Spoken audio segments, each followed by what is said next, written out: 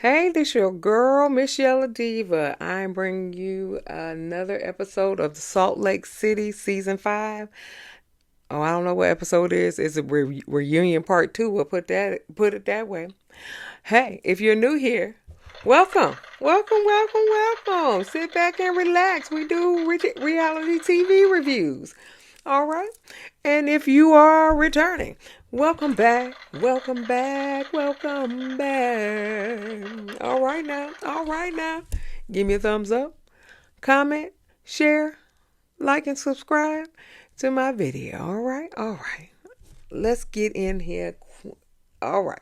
So, at the end of the episode, Todd is talking to Lisa. Then John say, "Watch your tone." Okay, so like I said, Todd was talking to Lisa. John said, "Watch your tone," and Todd said, "Watch your tone." Shit, he didn't say shit, but anyway. And no, John was like, "This is a friendly tone environment," and then Todd was like, "Really?" And then Todd whispered to Shawn, talking about where's security at. Yeah, I'm quite sure. Because Todd wasn't playing. They call him for the Todd father for nothing. Okay, they don't call him the Todd father for nothing. Anyway, so Andy asked the question, Angie, why did you hold Meredith to the gay rumor and not Whitney? Because who got Monica to spill it on TV? Angie said if Meredith didn't say it, then we can move on. I'm with you. Can we move on? No, because Meredith about to play the victim. All right, so Meredith said, "What you said I did to you, then in turn you did to me." She projecting, okay? But in turn you did it to me. Playing the victim. Okay, you talked about my home, how I'm renting my home. You talk about my marriage, and she was just like, I live only 6 months in Utah, so I just rent a home for 6 months. There's nothing wrong with that. And I was just like, well, where does she live in the other 6 months? I know she don't live in Ohio. So where she live? She live in New York? Because they say she's from New York. I don't know where she live. But she'd only live 6 months in Utah. Okay. So, okay. She projecting all day long, but that's all right. Then they ask Meredith about, Meredith and Shawn about the podcaster.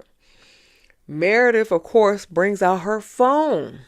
Okay, because Shawn was on the podcast and he said something about something, but Meredith answer was, I have a gay son. Or apparently he said something about the gay rumors that quote unquote Meredith has said. And then Meredith said that she had a gay son and she wouldn't talk about people who gay, whatever.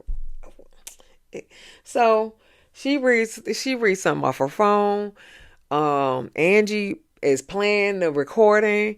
Andy was like, "This seemed like a whole waste of time." I'm with you, Andy. It seemed like it was definitely a whole waste of time. Then Meredith gets up and she says, "I'm leaving." Okay, she gets up, says, "I'm leaving," because apparently the producer said that Angie was right. I don't know what she was right about. I don't really care what she was right about. Okay, I'm with Andy. It seemed like a whole waste of time. But Meredith gets up and she said, "If you don't play what Monica said about this rumors, then I'm leaving." So they play that beautiful beam footage when Monica said that Meredith said that she got Monica told Angie that she heard the rumor from Meredith, and then later on, okay, Monica said that Meredith didn't tell her, and she got that from the Salt Lake City streets. Okay, I don't know. I don't care. I don't care. Okay. Ugh. Moving on. John. Oh, so Meredith sits back down since she has been, she has been saved. I don't know. I don't really care. Justin and John talk about their altercation at Angie's event. John apologized for the second confrontation, okay, because he wasn't aggressive. And Justin apologizes to Lisa for the first confrontation because he was a little aggressive. That's it. So then Lisa and John, they asked about that rumor about the threesome. Um, Whitney apologizes to John, and she apologizes to Lisa already, but she apologizes to John. She said, I know it was a rumor, and I just wanted to put that out there and burn it, but Lisa wasn't having it. Then they asked Lisa about Shawn and his circle jerks. Okay, and Lisa said, "I know he didn't participate in circle jerks. I was just saying it because what if she said something about circle jerks and Shawn? However, she didn't apologize for saying it. She just said, I know you didn't participate in it, but you ain't apologized to say it though. Okay. Oh boy, Justin." They asked Justin the question, why didn't you stand up for Whitney when Shawn called her a biatch? Okay.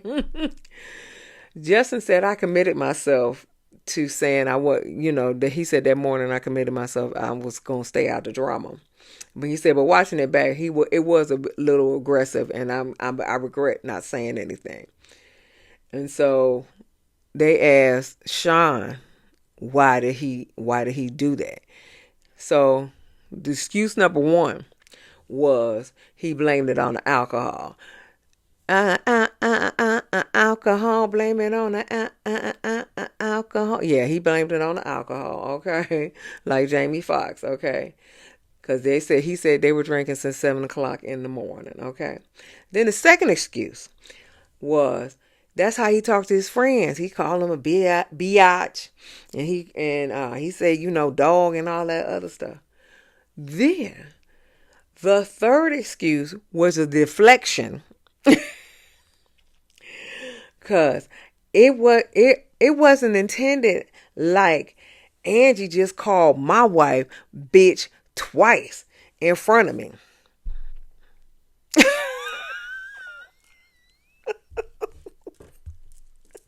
What the hell? Oh my God. Okay, what the hell? What the hell? So Meredith was like, she just called me a bitch? I missed that.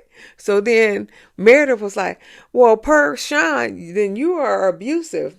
You are an abuser because according to Shawn, that your husband, then that's abusive. And so you're an abuser. Girl, shut the hell up. And then Angie was like, what the fuck? So Whitney said, but she go back to Seth, like, since he deflected this whole conversation. But Whitney goes back to say, but did you say sorry? And he said, yeah, I said I'm sorry. That's what I thought. So then they asked Bronwyn and Todd about his emotional affair. So Todd hadn't seen the episode about, Bronwyn telling them about his emotional affair.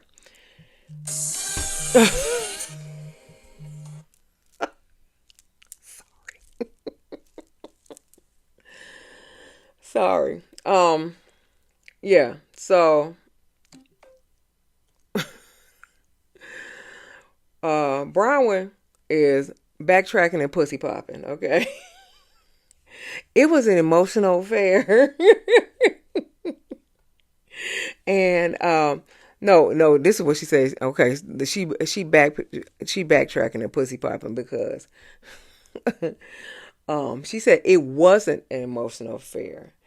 It was so much an inappropriate conversation. Who Heather pipes in and said, "Okay, Bronwyn, what is it?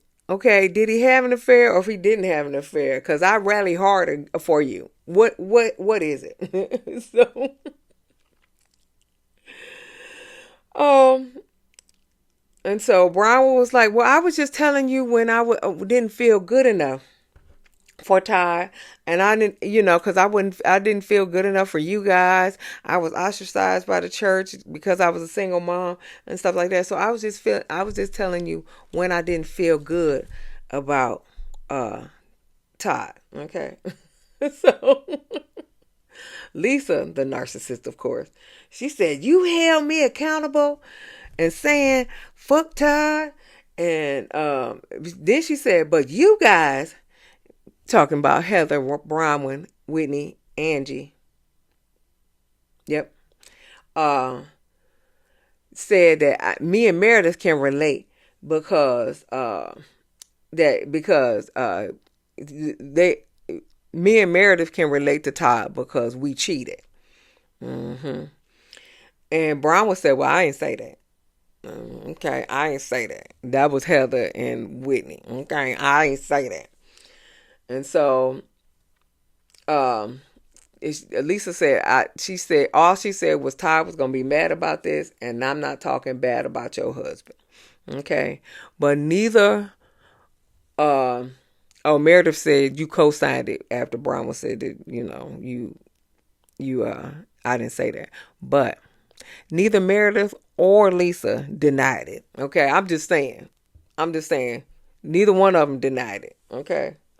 But Brown said he got her 5 diamonds and 5 promises. The promises were support, love, fidelity, taking care of Gwen, and transparency.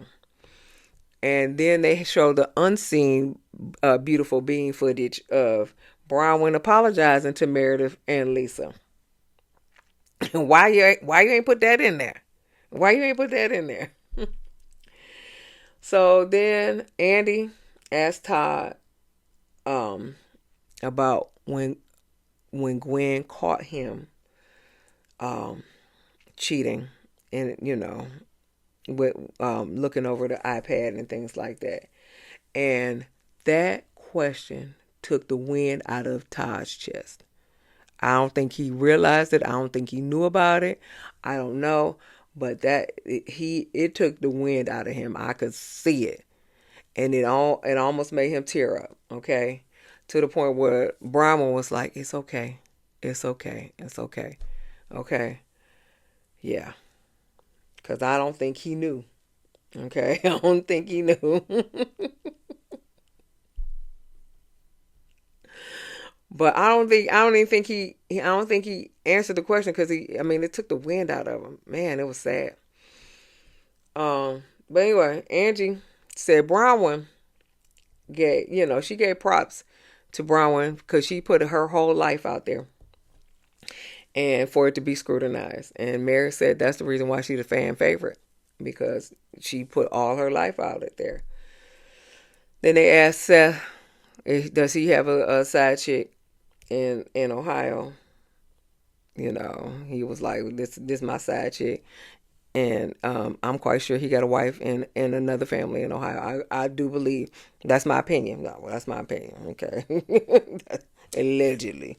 But I do believe he got a whole wife in another another family in Chicago. But apparently he said he see her every weekend. Okay. It is what it is. So then we go to Robert Jr. and Mary.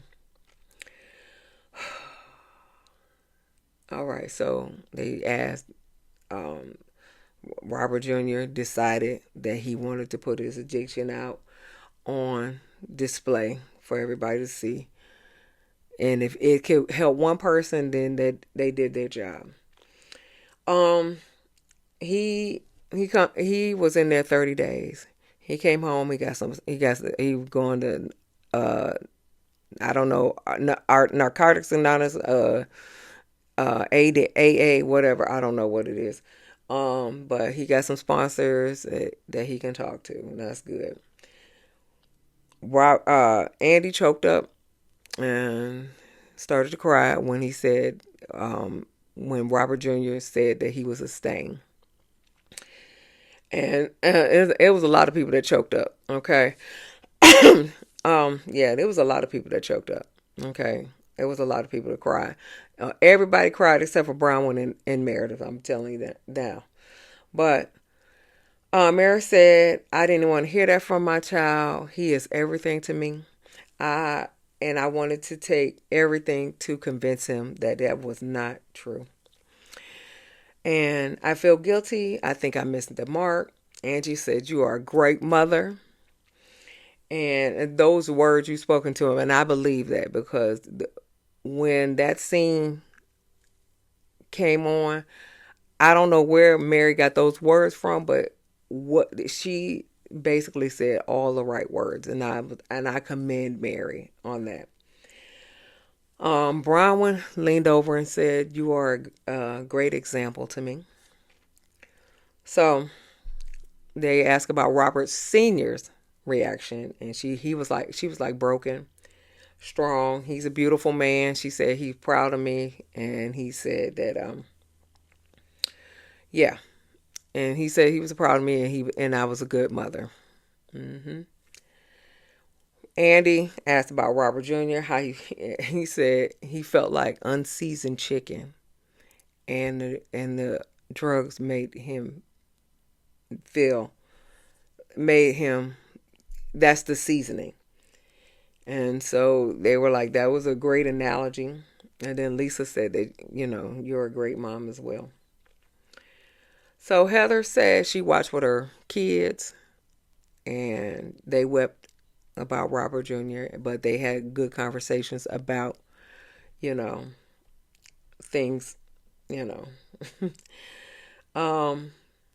Mary, Angie said she has talked a lot with Mary about her mom and her addiction, and she said Mary told her if her mom had to do it all over again, she would probably choose different. And then Angie started to cry.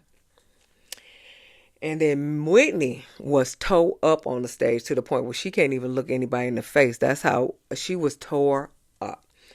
And so she said she watched the episode with her kids. And her dad is the addict. And that gave her kids some clarification about what their granddad's going through. So it was really touching.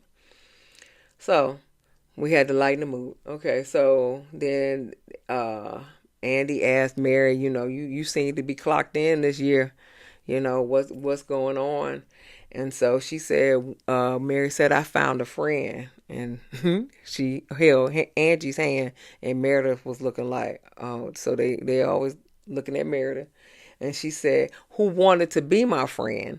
And they panned to Meredith again. All right. And having support made me clock in. That's what Mary said. Having support made me clock in. Okay. Then Andy was like, well, you and Meredith had a friendship. Did you not? Meredith tried to roll her eyes like, And Mary said, me and Meredith's friendship is different. She said she honestly too busy because she only in Utah 6 months out the year. Okay. So Angie is there all the time. So that's why she more friends with Angie. That's my opinion. Okay. But she didn't say that, but she just said their friendship is different. And somebody said that a viewer said that your friendship fell apart when she walked in with them bangs and her and her artery had burned brunch. And so Mary was like, yeah, them bangs was all type of suffering.